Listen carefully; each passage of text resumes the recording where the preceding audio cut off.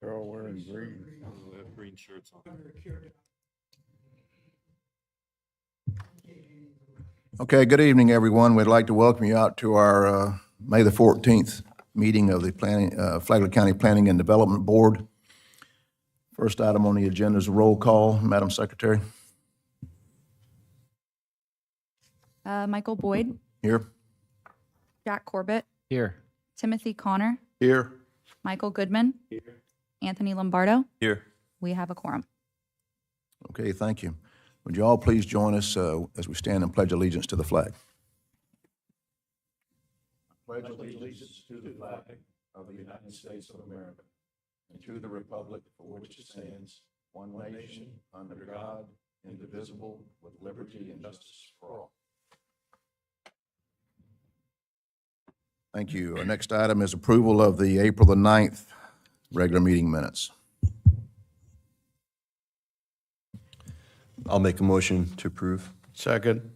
Okay, we have a motion and a second. All in favor, say aye. Aye. Any opposed? Okay, the motion carries. Thank you. This is a quasi-judicial process. I'll read a brief introduction here. The audience should refrain from clapping, booing, or shouts of disapproval or disagreement to avoid potential legal ramifications and possible overturning of a decision by the courts. A public hearing must be fair in three respects: form, substance, and appearance.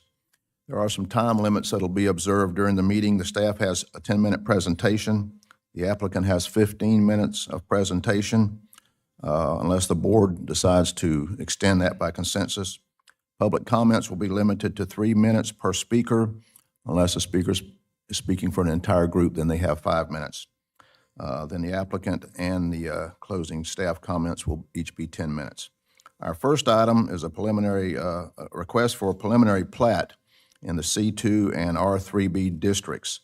This is a quasi-judicial issue requiring some disclosure of ex parte communication. Does any member of the board have anything to disclose? I do. You do? Yeah, I was approached by Jay Gardner the night after I was appointed back to this commission, and he was speaking about this project, and I kind of half listened, but whatever he said will have no influence on how I make my decision. That's okay. All righty, we'll turn the time over to Mr. Mingle. Thank you, Mr. Chairman. Subject property is depicted on the graphic now on the screen, and this also is included within your meeting packet. This parcel is located south of State Road 100. You can see the proximity to the airport to the south. That area that's there, the developed portion, is part of what was formerly known as the CAP facility. And that was part of the airport's campus. The Pine Tree Tower is here in this location. And then just to the east is the area that's being developed as Cornerstone, with the BJ's as the anchor tenant, along with the two restaurants currently under construction.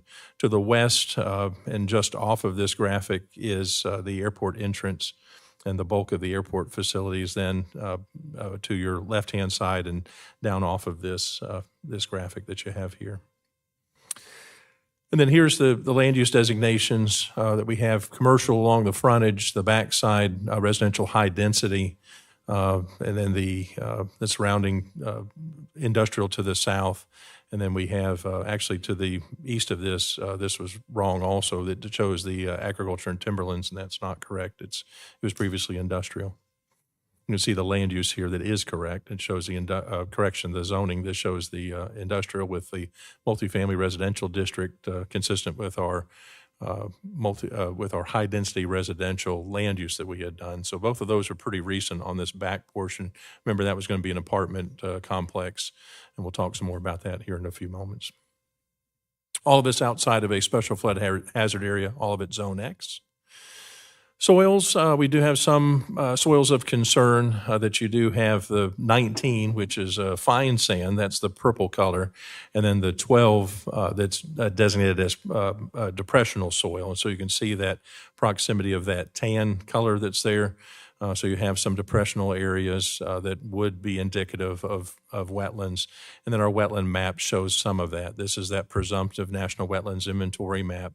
There has been a greater detail that's been provided. You'll see that in a moment also. But again, these designated for the most part, I believe, as freshwater emergent wetlands. Good part about it, they are not particularly of high quality as we understand it. They're also not interconnected. Bad part, they are still wetlands, and there would be mitigation that would be required. The plat consists of 2 pages. This is the cover page that's submitted for your review. That you've got kind of standard dedication, standard notes that are there. Nothing really of note here that is good to mention as part of your review, but then you've got the 11 lots that are depicted. So in that commercial area, 11 lots along the frontage, 2 driveway points, connection to the east with Cornerstone, and then Track D being reserved for future development. That's the area to the south. Track B that you see here, this is the drainage track that's set aside for now for the extent of the stormwater that's needed for the development. So in summary, the 38.77 acres approximately, 11 commercial lots, and they range in size from 34,000 and change to about 42,000 and change. 4 tracks are included here, including the 23.56 acre Track D, which is designated for future development. 2 driveway access points, as I mentioned, off of State Road 100, and you have that connection to the main entrance that's signalized with BJ's. Utilities provided by the city of Palm Coast, and then that utility provision requires annexation for access to those utilities. One of the things we talked about at the TRC, and you saw it in the comments, was the concern over Track D, designating it for future development, but still platting it. It's problematic for us because platting typically in our world is that last step that you do before you then would allow vertical development to take place. And so realizing this is a preliminary plat, we're not at final plat, but preliminary typically becomes the final. Your verbiage that you have on the preliminary plat, you show all of that as if you were doing the final plat. You then would be issued land development permits for doing your horizontal subdivision improvements. Once those are complete, you'd move forward to final platting. Anything that's not done, you could bond, performance bond, maintenance bond potentially. But our concern was what happens with Track D. So we talked about this some at TRC. You saw the comments talk about this. And this note was added to the plat. And I'm sorry, this is the Land Development Code section that was the basis of our concern. And so one of the things that happens here with this, and it's part of the platting process, Article 6 goes through and calls out natural resource protection. So what we wanted to do is and you've had more scrutiny with this in the past, more recently, at least items that we've been taking to the Board of County Commissioners. Article 6, remember, that's index tree protection. That's also your wetland section. That's also marine sea turtles. We don't have that issue here to deal with. But what we were trying to get at here with this was there anything unique that the developer had done in consideration of the lot layout for this particular parcel? So owing to the presence of wetlands, owing to maybe tree protection that's there present on the property, did you do something special? And so I wanted to include all of this in there, and then you've got the section that I've italicized that we called out specifically. Purpose of this regulation, again, this is from the Land Development Code, is to establish those resources or areas of a development site that must be protected from harmful effects of development. A developer should apply the provisions of this regulation to a proposed development site before any other development design work is done. Application of the provisions of this regulation will divide a proposed development site into areas that may be developed and areas that must generally be left free of development activity. Proposed development should then be designed to fit within the areas that may be developed. And this again from the Land Development Code. This is from the purpose section of that Article 6. So mention that here because that's something that came up at TRC. We were asking for that. We got some language that I'll show you in just a moment that is specific to Track D, because what we were trying to do is foreshadow what may happen. From the applicant's perspective, the wetlands that are present on Track D are not necessarily that much of an impediment to develop. That not unlike other wetlands that are encountered, especially those of low quality, those can be mitigated, and it's fairly often done. And so they're not of exceptional note where that would require their protection. But what we wanted to do was to mention this here because unlike the Cornerstone project, this one hasn't gone through from the beginning and said, this area we're setting aside. And so our concern expressed with this comment, trees, wetlands, those other things that you may want to consider that are worthy of protection are not provided for in Tract D at this time.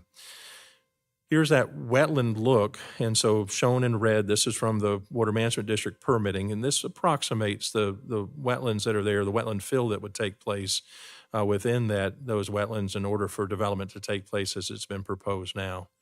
And that's subject to change, subject to review. There was some potential for this to change through the Water Management District permitting.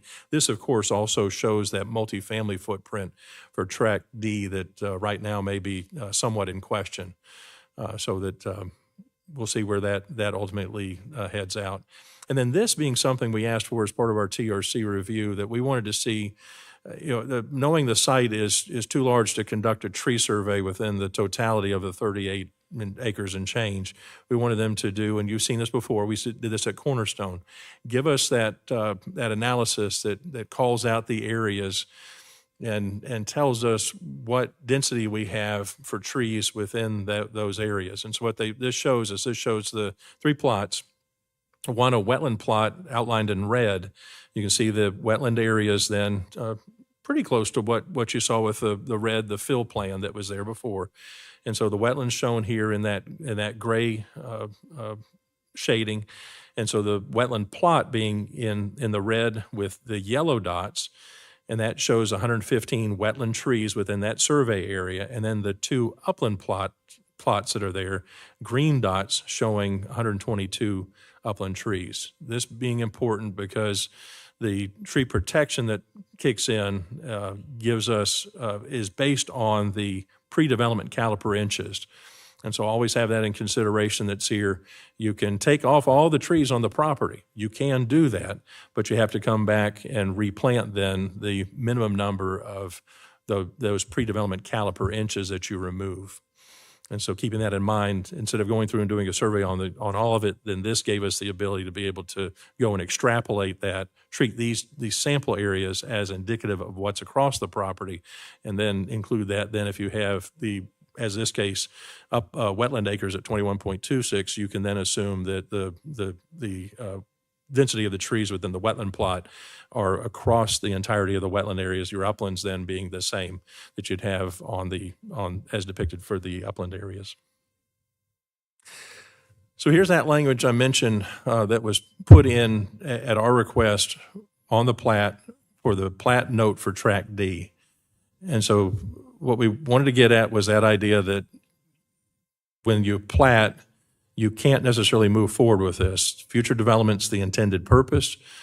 So reading this into the record, no subdivision improvements are proposed for Tract D except for utility line stub outs for future development. Land clearing and development activity on Tract D during the installation of subdivision improvements shall be limited to the installation of the utility line stub outs. Clearing and wetland impacts required for the construction of the sidewalks, vehicular access, utilities, drainage, sign, and landscaping improvements within Tracts A and B, and erosion control measures, all as described and depicted on the approved subdivision improvements plans for Flagler Landing. Site plan development order must be issued for Tract D prior to any additional land clearing or site development. So the language that we were looking for, I think this comes close, and kind of leave this for you to weigh in your discussion, in your review of this. What we're trying to do is balance that language at the purpose in Article 6 with the idea that we are platting this under Article 4, and it will have some bundle of sticks, some rights that go along with it, and may need to be replatted. As this is set out right now, it won't need to be because it has its access. The site plan at least would need to come forward for review prior to any additional land clearing or site development. And because of that being at its size greater than 5 acres, you'll get a chance to see that site plan when it comes forward for the redevelopment of Tract D, if that's how it plays out. Replatting may be needed if it's divided up into more than its single tract. We have those options that are out there right now. One more point, also put this in the staff report, in the technical staff report. Remember that this parcel, in addition to the Cornerstone parcel to the east, were all together part of a future land use map amendment that had a parcel-specific limiting policy included within the future land use element. This is that text. I'm not going to read this part, thankfully, but this one talks about the limitation on the daily trips and the peak hour trips. And then remember when we did the residential component, we actually had that last part added where it talked about got very specific about the multifamily, the height, the noise, and then a setback that was applied. If residential development occurs on this property, this language still kicks in. It would need a land use amendment to do anything other than the high-density residential on Tract D, along with the R3B zoning. So at this point, you've got those designations in place, along with the Tract D reservation that I just read you from the plat. I don't want you to get too deep in the zoning or the land use as much as just knowing that those are out there and that that's the last official action that the county had taken. That's the last time y'all had seen it, but now it's coming forward as a plat. And plat's a little different because plat then allows you to go vertical. In our world, the next step for this, because of its designations, is for it to develop residentially, consistent with this policy, consistent with its zoning. The language that's been put in under the Tract D text on the plat would still have a site plan come back to you for review prior to anything happening vertical there. With that, I've got my conditions that are listed in there, your options. And so I've given you then those three options available for you, and then with those three options under approval, those three conditions that you've seen fairly standard. If you feel that there's something that needs to be added to those based on what I presented here today about Article 6 and its purpose language, or about the plat itself, some amendment to that note text that's sufficient, that maybe the language that's there is not sufficient, that does not provide that linkage between the purpose at Article 6, what we were trying to get at with TRC. We want you to be the arbiter of where we were trying to head at, along with what the applicants proposed, and come up with a suggestion that could be made to the Board of County Commissioners on how you'd want that to look. I wanted to give you the facts here with this. I wanted to give you the note that's been there, our concern of why we were heading in that, why we wanted to have that note in there in the first place, and then kind of leave it for you to deliberate and discuss, and maybe for the applicant also to come back and elaborate more on that. But these conditions being fairly standard for us, construction commencing with the land development permit, final plat, it's got to be linked to the provision of the utilities. Subdivision improvements not completed will be bonded. Alternatively, you could recommend denial, or you could continue this to a time and date certain. With that, Mr. Chairman, I'll submit my report for the record. I'll wait any questions or comments. Also want to look to Mr. Moylan to make sure that I covered everything, because my big goal with this was to make sure that we hit everything that was stated by the TRC and make sure that we have that continuity for the record. So with that, look to Mr. Moylan. I think you've done a fine job, Mr. Mangle. Okay, thank you, Mr. Mingle. Any member of the board have a question for staff? Yes, I do. So that I understand it, once the front is done, the entire parcel gets incorporated into the city of Palm Coast? The quick answer back to you is that I don't know. I would anticipate that it's probably the safest answer I can tell you is that at some point, it's based on the pre-annexation agreement. I don't know if that's been decided yet with the applicant. I don't think it has been, because usually the city will kind of wait for us to do these kind of preliminaries. But their timing is more usually linked to the need for the water and sewer connections. And so they'll have their timing come in maybe to coincide with the plat. I'll look to Kim to clean up all the stuff I'm getting wrong with this, but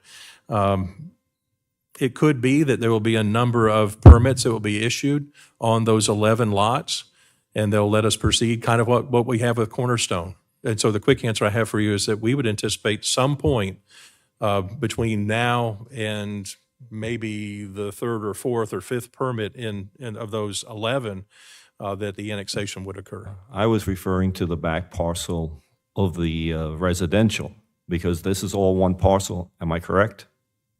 At present, it is. All right, so I mean, we're sitting here deciding something that might make no difference because it'll end up in the city of Palm Coast.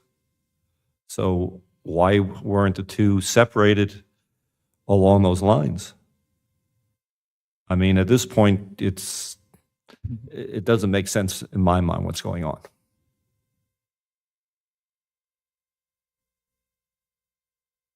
Not sure if I can give you much of a response there. It's yes. It would make more sense if the entire current parcel annexed into the city. And in my opinion, I've stated this at the technical review committee, it would make sense for these lands to annex in now and get their approvals from the city. And, you know, as opposed to what we've seen in the past where we end up granting variances based on trying to apply the city's code, it gets very cumbersome. But we're also at the mercy of the property owner, and they have a lot of control over the sequence of events. Another problem with that is if they do end up splitting, how's that going to work? Because at some point the residential development will need water also, and it's better to just all annex in now.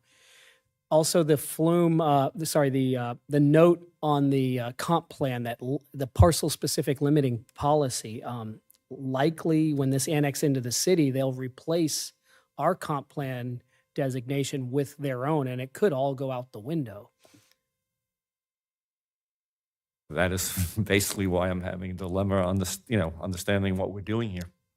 Because, we're going to talk about the front, but we should be talking about the entire parcel at one go, not parts and pieces. Okay, any other member of the board? Seeing none, we'll invite the applicant to come forward and address the board. State your name for the record, please.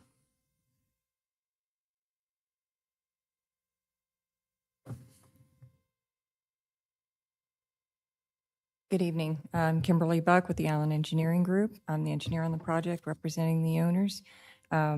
Also with me is the developer.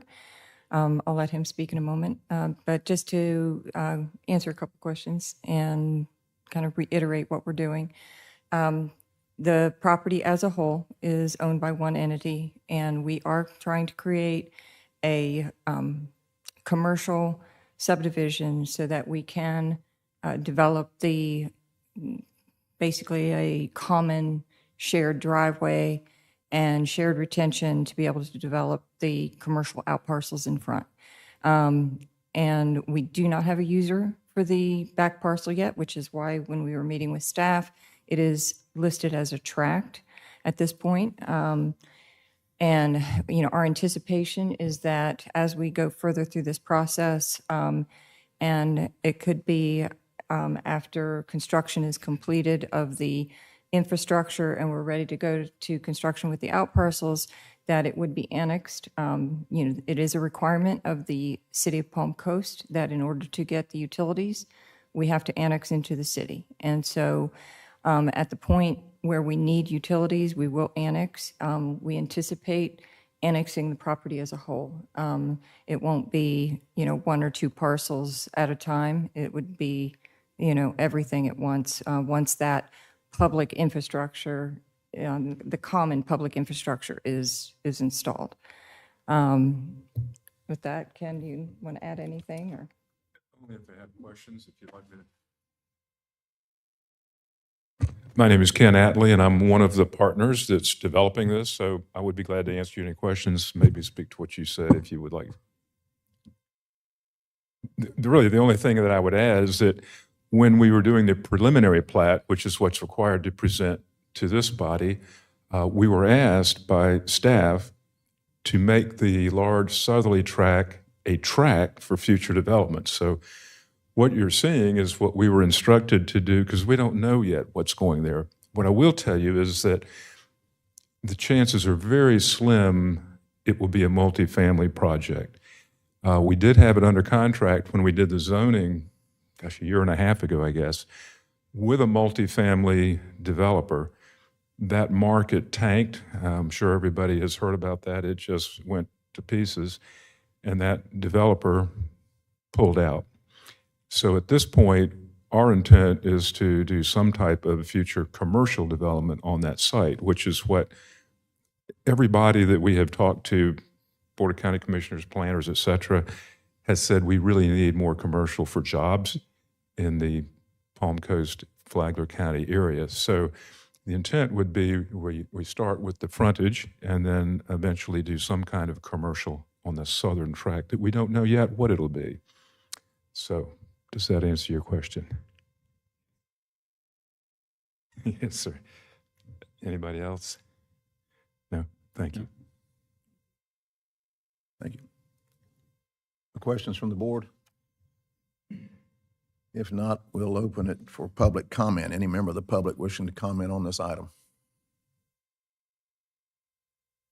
Seeing none, we'll close public comments and we'll entertain a motion from the board.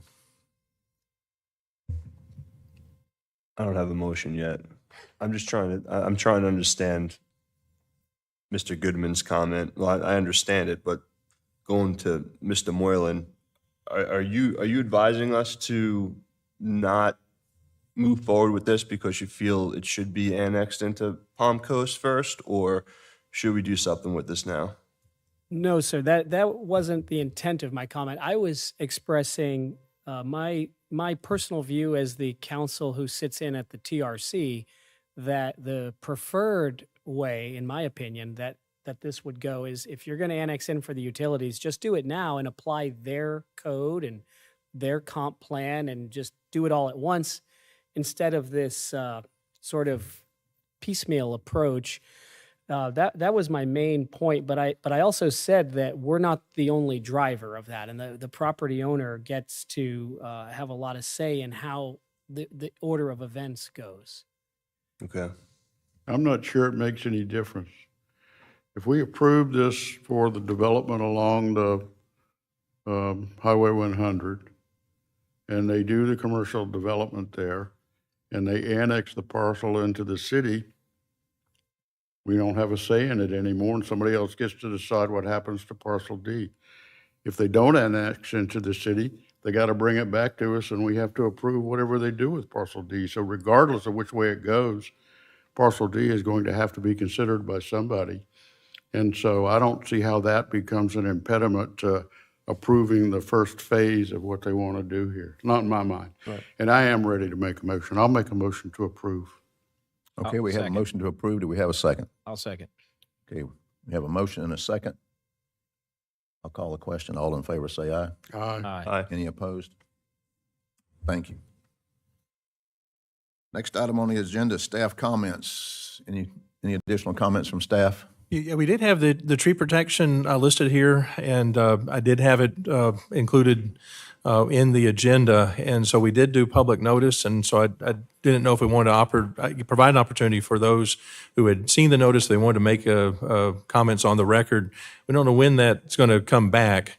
We do have a presentation, and two ladies are here that I mentioned to you. We want to have their time during public comment, so I want to make sure they knew this wasn't part of this. But certainly anyone who's here who wants to talk about the index tree amendments that we were talking about can certainly come make their comments on the record. But we will bring that back. No one's had a chance to look at it. What we were talking about generally was tree bank was part of our consideration. We had told you some of that. We had also, I guess that's probably the bulk of it. We had also talked about maybe a different handling of trees within the footprint for homes and structures. And so that's probably the best foreshadow I can tell you for now. But we're definitely still working on that language. So if you want to open it up for someone who wanted to talk about that. But aside from that, we've got two important speakers. I want to make sure they have time during public comment. Okay, we got that. Any board comments before we turn it over to public comments? All right, we'd invite public comments. You ladies can come forward and make your presentation. Please state your name for the record. We also have the copy of the poster, if you wanted to refer to that we got that if you wanted to. They brought some. Oh, awesome. Okay. Brought one for everybody. I'll just make my public comment, because I agreed with them that I would go first. Hi, I'm Leah Groom. I live in the hammock. As a resident of Flagler County, I'm deeply concerned about ongoing threat to our cherished index trees, including live oaks, magnolias, cedars, particularly in the unique hammock area. These majestic trees are not merely ornamental features of our landscape. They are vital components of our ecosystem, providing critical habitat for diverse wildlife and contributing to the overall health of our environment. One of the most significant contributions of the index trees lies in their ability to regulate temperature and provide shade. Therefore, immediate and noticeable impacts of tree removal is the loss of shade and cooling effects. As more trees are cleared to make way for roads and housing developments, our community becomes increasingly vulnerable to the sweltering heat of the Florida sun. The absence of these natural air conditioners not only diminishes our comfort, but also exasperates the urban heat island effect, leading to higher energy demands for cooling and putting additional strain on our resources. Moreover, the destruction of index trees in the hammock area poses a significant threat to the unique biodiversity of our region. Our ecosystem is linked to the presence of these trees. Their roots provide stability to the soil, preventing erosion and maintaining the integrity of our wetlands. These trees provide crucial habitats for a variety of plant and animal species, many of which are already facing pressures from habitat loss and fragmentation. By indiscriminately removing these trees, we risk disrupting delicate ecological balances and pushing vulnerable species closer to extinction. It's essential that we recognize the irreplaceable value of these massive trees and take immediate action to protect them. This means implementing stronger limits on tree removal and implementing more robust safeguards to ensure their preservation for future generations. We cannot afford to treat these ancient sentinels as expendable commodities. Once they're gone, they're not easily replaced. I urge you to prioritize the protection of our index trees and work with the community to develop comprehensive conservation strategies. By safeguarding these natural treasures, we not only preserve the unique character of our environment, but also uphold our responsibility to be stewards of the land. Our index trees are not just part of our landscape, they are an essential part of who the hammock is as a community. Thank you. Thank you. Any other member of the public wish to come forward?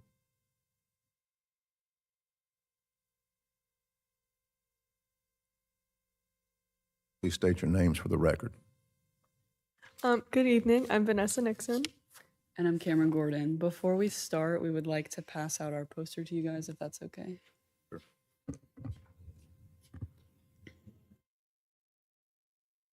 Ma'am.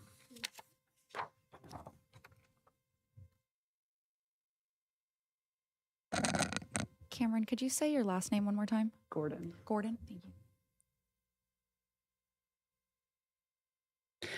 As part of our senior government class project, we were given the opportunity to make a positive difference in our community. We decided to focus on the trees and the widespread removal for urban development.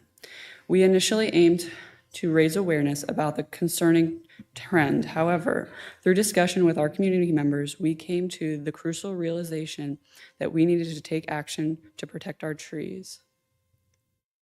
We are aware the new tree ordinance are being written for the county, and we are excited to give our input. By distributing our posters, we aim to raise awareness about these index trees and foster a deeper understanding of their significance.